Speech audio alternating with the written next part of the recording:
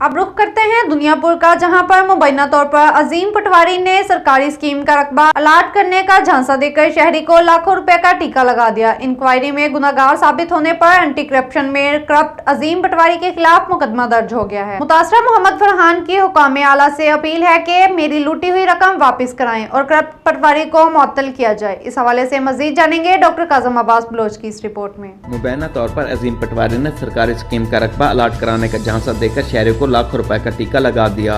Inquiry में गुनाहगार साबित होने पर एंटी करप्शन में करप्ट अजीम पटवारी के खिलाफ मुकदमा दर्ज कर लिया गया है। दुनियापुर के नवाई इलाके चाकर नंबर 349 WP के रिहायशी मोहम्मद फरहान ने मीडिया से गुफ्तगू करते हुए बताया कि करप्ट अजीम पटवारी ने सरकारी स्कीम का रकबा 12.5 एकड़ चाकर नंबर 349 WB में अलाट करवाने के लिए मुझसे 12,60,000 रुपए लिए और वादा किया कि फाइल प्रोसेस मुकम्मल करके लाट तुम्हारे नाम मुंतकिल कर दी जाएगी, मगर लाट मेरे नाम मुंतकिल नहीं की गई।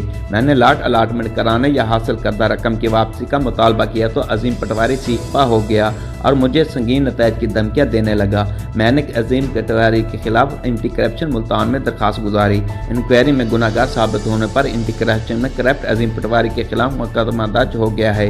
इसके बावजूद करप्ट अजीम पटवारी के खिलाफ महकमाना कार्रवाई नहीं की गई, जो इस वक्त भी ड्यूटी कर रहा है। मेरी वज़ीर आला पंजाब सरदार उस्मान बुज़दार, डिप्टी कमिश्नर लोधरा इमरान कुरैशी व दीगर हकाम आला से अपील है कि मेरी लूटी हुई रकम वापस कराई जाए और करप्ट पटवारी को फौरी तौर पर मुअत्तल किया जाए।